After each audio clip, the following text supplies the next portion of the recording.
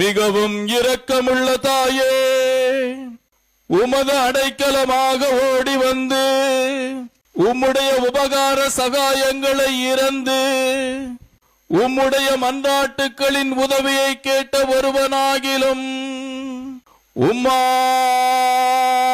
கைவிடப்பட்டதாக ஒருபோதும் உலகத்தில் சொல்ல கேள்விப்பட்டதில்லை என்று நினைத்தருளும்.